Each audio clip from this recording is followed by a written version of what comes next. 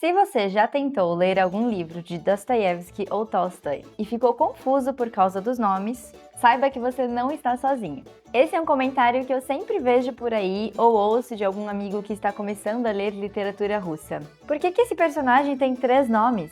Ou então, eu achei que eu estava entendendo, até que eu percebi que eles estavam falando de um personagem que já tinha aparecido antes, mas estavam agora se referindo a ele por outro nome, e eu só fui entender isso no final do capítulo. Então, se você já passou por isso, ou se você sempre quis ler literatura russa, mas estava evitando por receio de se confundir com os nomes russos, o vídeo de hoje é para você.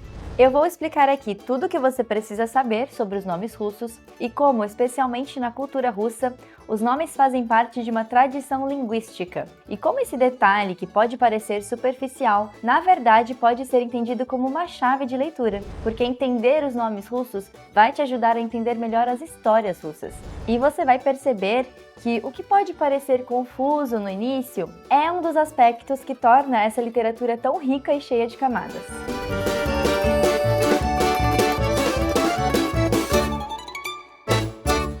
Antes de observarmos os nomes dos personagens, eu vou explicar como funcionam os nomes russos em geral. A base da identidade russa está em uma estrutura tripartida, ou seja, todo nome russo é dividido em 3 partes. A primeira parte é o nome próprio, ou seja, o nome que os pais escolhem dar ao filho. Tradicionalmente na Rússia, esses nomes seguem o calendário agiológico da Igreja Ortodoxa Russa. Por exemplo, o escritor Anton Chekhov nasceu no dia em que a igreja comemora o Santo Antônio. Portanto, os seus pais deram a ele o nome do seu santo onomástico, Antônio, que em russo é Anton. A segunda parte do nome russo é chamado de patronímico. Esse nome serve como indicação de origem familiar e é construído a partir do primeiro nome do pai e um sufixo, que vai depender do sexo do bebê. Por exemplo, se o nome do pai é Ivan e ele tiver um filho, o patronímico seria Ivanovich. Se Ivan tiver uma filha, o patronímico seria Ivanovna. E a terceira parte, que constitui o nome russo, é, finalmente, o sobrenome da família. Agora que já entendemos que um mesmo personagem terá um nome composto por 3 partes, nós podemos começar a observar que os outros personagens e o narrador podem se referir a esse personagem por qualquer um desses nomes ou até mesmo por uma combinação entre eles. Eu vou usar como exemplo aqui um personagem muito conhecido, o personagem principal de Crime e Castigo de Fyodor Dostoiévski. O seu nome próprio é Rodion, seu patronímico é Romanovich e seu sobrenome de família é Raskolnikov. Então o nome completo dele é Rodion Romanovich Raskolnikov. E ele pode ser chamado no romance apenas de Rodion, apenas de Romanovich, apenas de Raskolnikov ou até de Rodion Raskolnikov, Rodion Romanovich e até mesmo de Romanovich Raskolnikov. E a forma através da qual um personagem se refere a outro nas histórias russas é um indicador de formalidade, respeito, intimidade e até mesmo de distanciamento. Dirigir-se a um personagem pelo nome próprio e o patronímico é a forma padrão de formalidade e respeito, e a gente pode dizer que seria o equivalente de chamar alguém de senhor ou senhora nas culturas ocidentais. Já se um personagem chamar o outro apenas usando o patronímico isolado, isso pode ser um indicador bem sutil de desrespeito ou até de uma hierarquia de poder que já está estabelecida.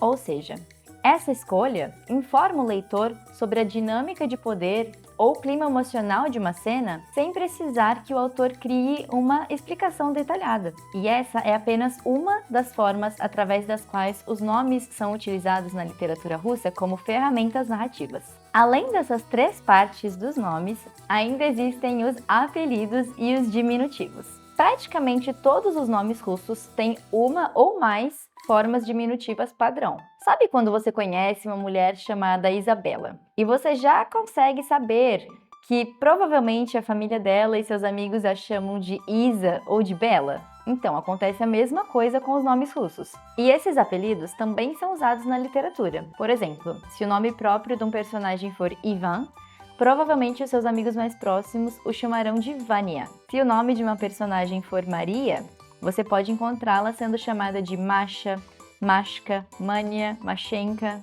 E essa escolha de apelido depende também do grau de intimidade, familiaridade entre esses personagens. Então sim, É comum que o autor alterne entre todas essas formas para marcar a mudança de tom entre os personagens. E aqui vai uma dica que me salvou quando eu estava começando a ler literatura russa. Quando você iniciar uma nova obra, anote em um caderno ou até mesmo no marca-páginas que você estiver utilizando os nomes próprios, o nome patronímico, o nome de família e todos os apelidos de cada um dos personagens principais. Aproveita também para já anotar qual é o grau de relacionamento entre os personagens principais. Essa referência rápida de acessar vai evitar que você se perca ali no começo da história, quando você ainda estiver aprendendo sobre quem são os personagens, e você vai ver que com o tempo você vai conseguir se lembrar e não vai mais precisar ficar voltando.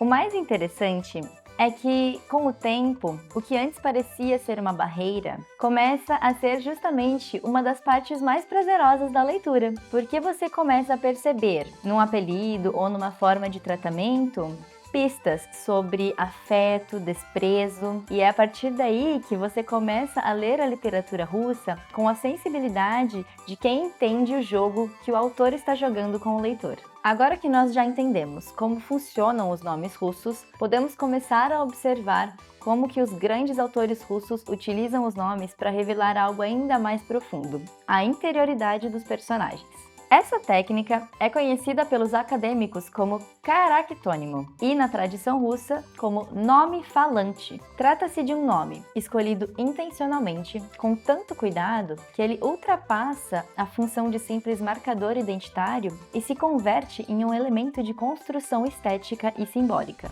Essa prática remonta à antiga máxima romana nomen est omen. O nome é um presságio, e encontrou um terreno especialmente fértil na prosa russa, onde os autores souberam como explorá-la de forma cada vez mais sutil e profunda. E agora nós vamos conhecê-la com alguns exemplos. Nikolai Gogol é, sem dúvida, um dos maiores mestres em utilizar o caractônimo de forma satírica. Nos livros dele, os nomes dos personagens costumam trazer algum detalhe irônico ou sugestivo que ajuda a revelar os aspectos de vaidade, corrupção ou do absurdo da burocracia russa de seu tempo. Em vez de simplesmente descrever a sua aparência, Gogol entrega quem elas são já pelo nome, transformando cada personagem em um símbolo vivo dos defeitos que ele representa. E ele costuma fazer isso com humor, mas o humor é só a superfície. Esses nomes também funcionam como forma de desumanizar os personagens. Gogol reduz cada um à sua característica mais marcante, muitas vezes comparando-os a animais ou utilizando termos grosseiros, refletindo exatamente como a sociedade czarista e burocrática tratava as pessoas em seu tempo, como funções e cargos e não como indivíduos. Um exemplo claro disso é o personagem central de O Capote. O nome desse personagem é Akaki Akakievich Bakhmatkin. Para nós que somos brasileiros, falantes de português, esse nome poderia não chamar muita atenção e passar batido, mas é por isso que é tão importante fazer esse estudo, essa investigação do texto original, porque esse nome tem sim um significado, ele não foi escolhido por acaso. O nome Akaki tem origem no grego akakios, que significa inofensivo, inocente, sem maldade, o que ilustra perfeitamente a natureza mansa desse personagem, que não consegue retaliar contra os tormentos que ele sofre. Além disso, para um ouvido russo, esse nome tem uma ressonância cômica e escatológica, porque ela soa muito como a palavra infantil para fezes, que é caca. E unido ao patronímico Akakievich, filho de Akaki, essa piada ganha ainda mais peso, porque torna o nome dele, na prática, Caca, filho de Caca. Além de tudo isso, o sobrenome de família dele é Bakhmatkin, que deriva da palavra bashmak, que pode significar sapato ou chinelo. Esse sobrenome acaba associando a imagem do personagem a algo que é baixo, gasto, constantemente pisado, ou seja, a combinação de nome próprio, patronímico e sobrenome de família cria uma figura completa, um homem inofensivo, submisso e que está destinado a ser tratado como lixo pela hierarquia social. Na burocracia que Gogol satiriza, alguém como Akaki não é visto como uma pessoa de verdade, é visto como o eterno conselheiro titular, e pior, alguém sem importância nenhuma. Dessa forma, o caractônimo grotesco de Gogol vira um espelho dessa crueldade social. Ele nomeia os seus personagens da mesma forma fria e redutora que a própria sociedade fazia, obrigando o leitor a encarar essa desumanização. Em Almas Mortas, Gogol também apresenta o uso criativo dos nomes para construir o retrato da Rússia provincial. O protagonista dessa história, Chichikov, também carrega pistas sobre quem ele é em seu nome. A origem mais provável vem da palavra ucraniana chichik, que o próprio Gogol registrou em seus cadernos como significando um gato predatório, ladrão. E Chichikov é exatamente isso. Um homem esperto e simpático, que cruza o país não para roubar bens materiais, mas para lucrar comprando as almas de servos mortos, aproveitando-se da ganância e ingenuidade dos donos das terras. Mas não é só o protagonista. Gogol enche essa narrativa de personagens cujos nomes servem quase como rótulos para os seus traços mais marcantes. Por exemplo, Sabakievich vem da palavra sobaka, que significa cão. E o personagem é realmente rude, bruto e fisicamente imponente. O nome do personagem Manilov remete ao verbo manit, que significa atrair. E esse nome originou até uma palavra na língua russa, manilovshina, que descreve um sentimentalismo exagerado e desligado da realidade. É como uma existência de parasita. Sabe aquele tipo de pessoa que está acostumado a receber tudo dos outros e não faz nada? Maniolov é um sonhador, mas ele não faz nada para concretizar os seus sonhos. O nome do personagem Nozdriev vem da palavra Nozdri, que significa narinas. Então é alguém que está sempre farejando encrenca. Ele é espalhafatoso, pouco confiável. E o nome do personagem Playushkin, que é um avarento compulsivo, também deu origem a um termo na língua russa que serve para falar daquele tipo de pessoa que acumula coisas inúteis e não consegue se desfazer delas. Com esses nomes, Gogol, além de criar personagens fáceis de se lembrar, também está criando um universo satírico, onde o nome e o traço de personalidade andam juntos, e onde muitas vezes a maior pista sobre quem alguém é já está na forma como ele se chama. Se Gogol usava os nomes para mostrar o lado mais exagerado da sociedade, Dostoiévski olhava para dentro. Para ele, o caractônimo era uma ferramenta para explorar a interioridade, a mente e a alma dos personagens. Dostoiévski transformava o nome falante em um elemento vivo na narrativa. Nas histórias dele, o nome não serve apenas para dizer quem o personagem é, mas também nos mostra qual vai ser a luta daquele personagem durante a história. Assim, o nome deixa de ser apenas uma marca de identidade e se torna parte da estrutura narrativa. Vamos ver como exemplo o nome do personagem principal de Crime e Castigo. O sobrenome dele, Raskolnikov, vem da palavra Raskol, que significa cisma, divisão, cisão.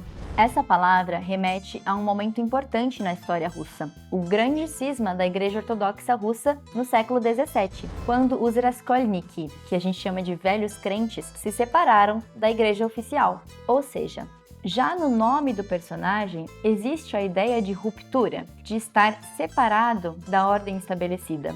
E temos aí o resumo da tese central do romance. Esse nome encapsula as várias divisões ou cisões que definem a existência desse personagem. A primeira é a cisão psicológica. A sua mente está dividida entre a lógica da sua teoria do homem extraordinário e o que a sua consciência aponta após o crime que ele comete. Ele tenta se convencer racionalmente durante a história de que ele fez a coisa certa, mas o peso emocional do ato impede que ele sinta que tem realmente o direito de tirar a vida de alguém. A segunda é a cisão social. Ele olha para a sociedade à sua volta com desprezo. Ele acha que as outras pessoas não têm a capacidade de enxergar o mundo como ele enxerga. E esse sentimento de superioridade o afasta dos outros e o coloca numa posição de isolamento. É como se ele vivesse num pedestal, mas é um pedestal extremamente solitário. Ao mesmo tempo, por trás dessa postura fria e arrogante, existe uma necessidade enorme de afeto e proximidade. Ele quer ser compreendido, quer ter relações genuínas, mas esse desejo bate de frente com o orgulho e a repulsa que ele sente. E a terceira é a cisão espiritual. Raskolnikov está entregue, por um lado, ao niilismo e à descrença em Deus, que ele sente que dão a ele permissão para justificar o crime como um ato lógico. E, do outro lado, há a possibilidade da redenção, através da fé e do sofrimento, que ele recebe na figura da personagem Sônia. Essa tensão é como um fio condutor da história. Ele oscila entre rejeitar totalmente a moral religiosa e sentir ao mesmo tempo que provavelmente apenas através dela ele vai conseguir encontrar a paz. Dostoiévski também escolhe o nome dos personagens secundários com cuidado, para que eles ajudem a marcar o caminho de Raskolnikov, como, por exemplo, o nome da personagem Sônia. Esse nome, na verdade, é um diminutivo da palavra Sofia, que significa em grego sabedoria, e essa personagem representa a fé, a compaixão, que podem curar a cisão do personagem principal.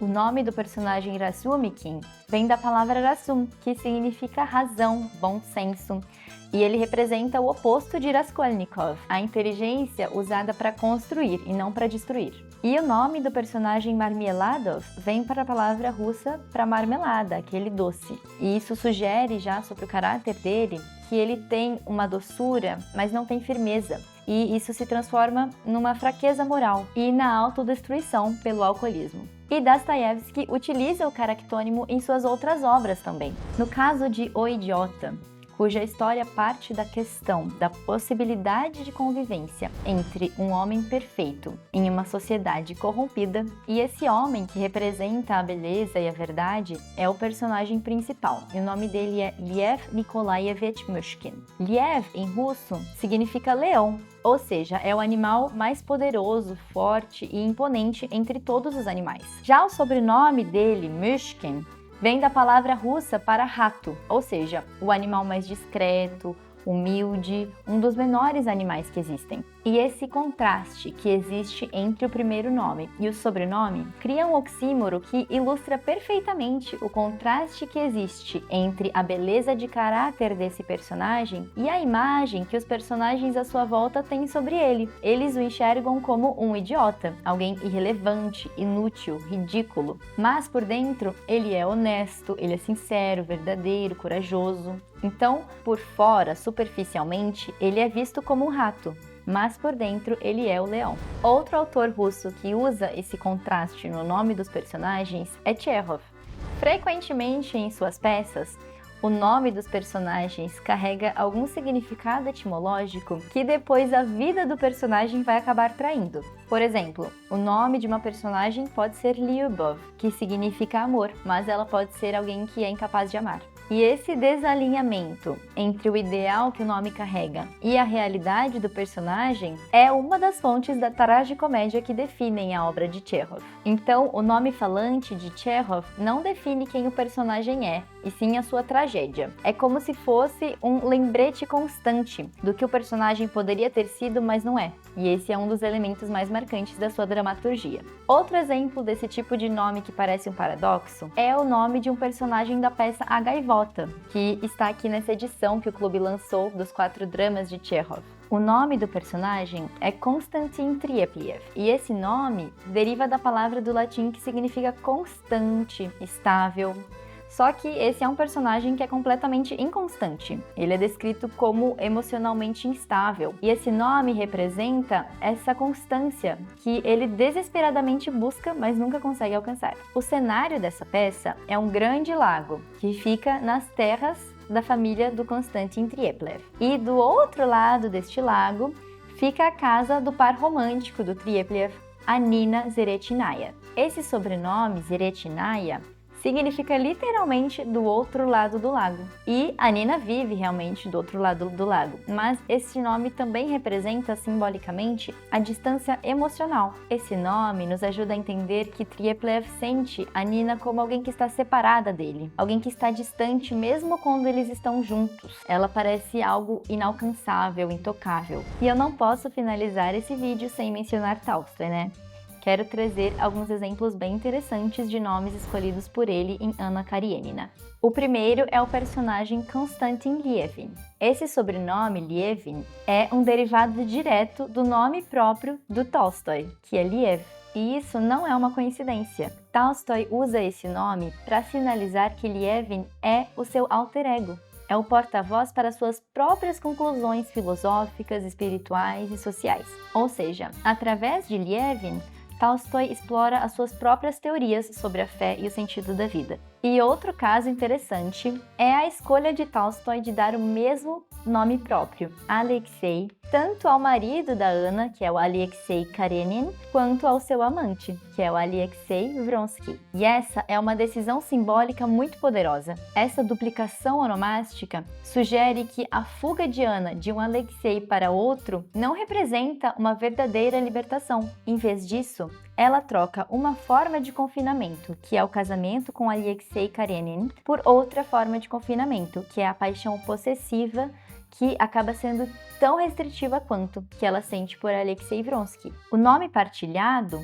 sugere a natureza inescapável da situação da Ana e mostra que o problema não está nesses dois homens individuais, e sim na estrutura social e nas suas escolhas problemáticas. Espero que com esses exemplos que eu trouxe, vocês tenham percebido como os grandes mestres russos escreviam com intenção em cada detalhe. Para eles, um nome poderia ser ironia, destino, tragédia, comédia, filosofia, ou a chave para entrar no coração de um personagem, e quem sabe até mesmo para entrar no coração da alma russa. Ler esses nomes com atenção não é apenas um exercício acadêmico, é uma chave que nos ajuda a perceber nuances, camadas e entender melhor as histórias. Então, da próxima vez que você se deparar com um nome estranho em um romance russo, não passe por ele correndo. Pare, observe, investigue, e você pode descobrir que esse nome estava o tempo todo sussurrando segredos sobre a história que você está lendo. Boa leitura e até o próximo vídeo!